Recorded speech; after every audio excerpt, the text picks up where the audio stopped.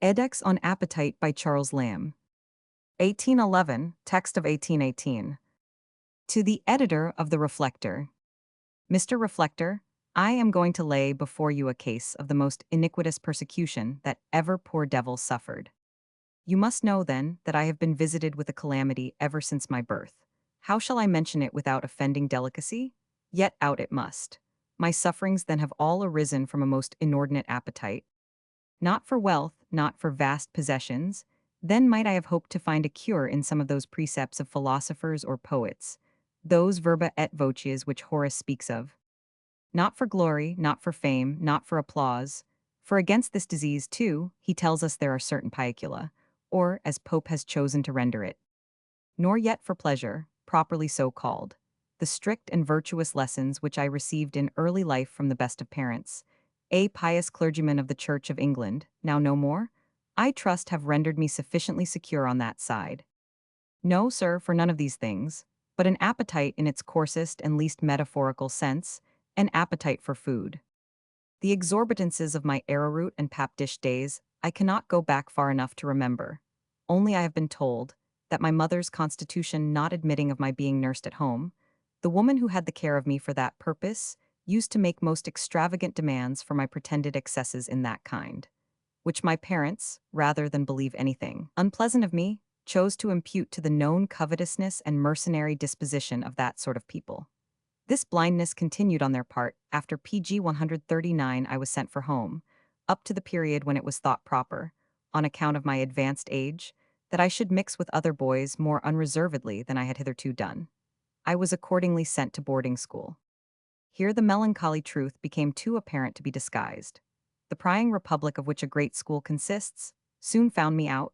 There was no shifting the blame any longer upon other people's shoulders, no good-natured maid to take upon herself the enormities of which I stood accused in the article of bread and butter, besides the crying sin of stolen ends of puddings and cold pies strangely missing. The truth was but too manifest in my looks, in the evident signs of inanition which I exhibited after the fullest meals, in spite of the double allowance which my master was privately instructed by my kind parents to give me. The sense of the ridiculous, which is but too much alive in grown persons, is tenfold more active and alert in boys. Once detected, I was the constant butt of their arrows, the mark against which every puny leveler directed his little shaft of scorn. The very Gratuses and thesauruses were raked for phrases to pelt me with by the tiny pedants.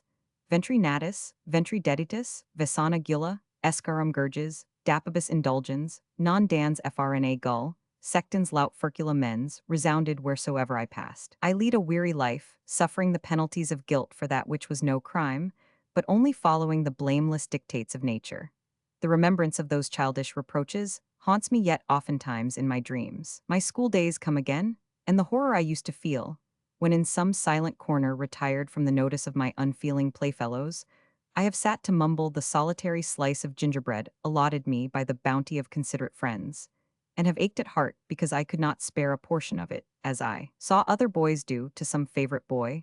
For if I know my own heart, I was never selfish, never possessed a luxury which I did not hasten to communicate to others. But my food, alas, was none. It was an indispensable necessary. I could as soon have spared the blood in my veins as have parted that with my companions. Well, no one stage of suffering lasts forever. We should grow reconciled to it at length, I suppose, if it did. The miseries of my school days had their end. I was once more restored to the paternal dwelling. The affectionate solicitude PG 140 of my parents was directed to the good-natured purpose of concealing even from myself the infirmity which haunted me. I was continually told that I was growing, and the appetite I displayed was humanely represented as being nothing more than a symptom and an effect of that. I used even to be complimented upon it. But this temporary fiction could not endure above a year or two. I ceased to grow, but alas, I did not cease my demands for alimentary sustenance. Those times are long since past, and with them have ceased to exist the fond concealment, the indulgent blindness, the delicate overlooking, the compassionate fiction. I and my infirmity are left exposed and bare to the broad, unwinking eye of the world, which nothing can elude. My meals are scanned, my mouthfuls weighed in a balance. That which appetite demands is set down to the account of gluttony, a sin which my whole soul abhors, nay, which nature herself has put it out of my power to commit. I am constitutionally disenabled from that vice, For how can he be guilty of excess who never can get enough? Let them cease then to watch my plate, and leave off their ungracious comparisons of it to the 7 baskets of fragments and the supernaturally replenished cup of old bosses, and be thankful that their more phlegmatic stomachs, not their virtue, have saved them from the like reproaches. I do not see that any of them desist from eating till the holy rage of hunger, as someone calls it, is supplied. Alas, I am doomed to stop short of that continence. What am I to do? I am by disposition inclined to conviviality and the social meal. I am no gourmand, I require no dainties. I should despise the board of Heliogabalus except for its long sitting. Those vivacious, long-continued meals of the latter Romans, indeed I justly envy. But the kind of fare which the curiae and dentati put up with, I could be content with. Dentatus I have been called, among other unsavory jests. Double meal is another name which my acquaintance have palmed upon me, for an innocent piece of policy which I put in practice for some time without being found out, which was going the round of my friends, beginning with the most primitive feeders among them, who take their dinner about 1 o'clock, and so successively dropping in upon the next and the next, till by the time I got among my more fashionable intimates, whose hour was PG 141 6 or 7, I have nearly made up the body of a just and complete meal, as I reckon it, without taking more than one dinner, as they account of dinners at one person's house. Since I have been found out, I endeavor to make up by a damper, as I call it at home, before I go out. But alas! With me, increase of appetite truly grows by what it feeds on. What is peculiarly offensive to me at those dinner parties is the senseless custom of cheese and the dessert afterwards. I have a rational antipathy to the former. And for fruit, and those other vain vegetable substitutes for meat, the only legitimate aliment for human creatures since the flood, as I take it to be deduced from that permission, or ordinance rather, given to Noah and his descendants, I hold them in perfect contempt. Hay for horses. I remember a pretty apologue, which Manville tells very much to this purpose in his fable of the bees. He brings in a lion arguing with a merchant, who had ventured to expostulate with this king of beasts upon his violent methods of feeding. The lion thus retorts, "Savage I am, but no creature can be called cruel but what either by malice or insensibility extinguishes his natural pity. The lion was born without compassion. We follow the instinct of our nature. The gods have appointed us to live upon the waste and spoil of other animals, and as long as we can meet with dead ones, we never hunt after the living. 'Tis only man, mischievous man, that can make death a sport. Nature taught your stomach to crave nothing but vegetables. Under favor of the lion, if he meant to assert this universally of mankind, it is not true.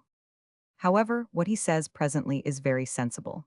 Your violent fondness to change, and greater eagerness after novelties, have prompted you to the destruction of animals without justice or necessity. The lion has a ferment within him that consumes the toughest skin and hardest bones, as well as the flesh of all animals without exception. Your squeamish stomach, in which the digestive heat is weak and inconsiderable, won't so much as admit of the most tender parts of them, unless above half the concoction has been performed by artificial fire beforehand. And yet what animal have you spared to satisfy the caprices of a languid appetite? Languid, I say, for what is man's hunger if compared to the lion's? Yours, when it is at the worst, makes you PG 142 faint. Mine makes me mad. Oft have I tried with roots and herbs to allay the violence of it, but in vain. Nothing but large quantities of flesh can anyways appease it. Allowing for the lion not having a prophetic instinct to take in every lusus natur that was possible of the human appetite, he was, generally speaking, in the right. And the merchant was so impressed with his argument that, "We are told," he replied, "not but fainted away. Oh, Mr. Reflector, that I were not obliged to add that the creature who thus argues was but a type of me. Miserable man, I am that lion. Oft have I tried with roots and herbs to allay that violence, but in vain, nothing but those tales which are renewed as often as the editors of papers want to fill up a space in their unfeeling columns, of great eaters. People that devour whole geese and legs of mutton for wagers are sometimes attempted to be drawn to a parallel with my case. This willful confounding of motives and circumstances, which make all the difference of moral or immoral in actions, just suits the sort of talent which some of my acquaintance pride themselves upon. Wagers, I thank heaven, I was never mercenary, nor could consent to prostitute a gift, though but a left-handed one of nature, to the enlarging of my worldly substance. Prudent as the necessities, which that fatal gift have involved me in, might have made such a prostitution to appear in the eyes of an indelicate world. Rather let me say, that to the satisfaction of that talent which was given me, I have been content to sacrifice no common expectations. for such I had from an old lady, a near relation of our family, in whose good graces I had the fortune to stand, till one fatal evening. You have seen, Mr. Reflector, if you have ever passed your time much in country towns, the kind of suppers which elderly ladies in those places have lying in petto in an adjoining parlor, next to that where they are entertaining their periodically invited coevals with cards and muffins.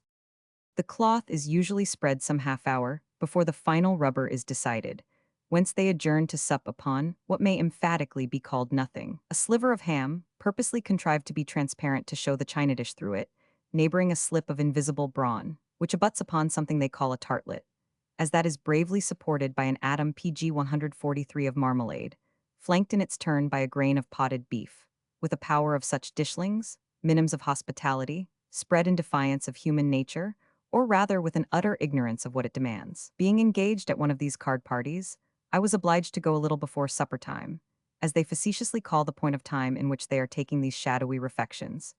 And the old lady, with a sort of fear shining through the smile of courteous hospitality that beamed in her countenance, begged me to step into the next room and take something before I went out in the cold, a proposal which lay not in my nature to deny. Indignant at the airy prospect I saw before me, I set to, and in a trice dispatched the whole meal intended for 11 persons, fish, flesh, fowl, pastry, to the sprigs of garnishing parsley, and the last fearful custard that quaked upon the board.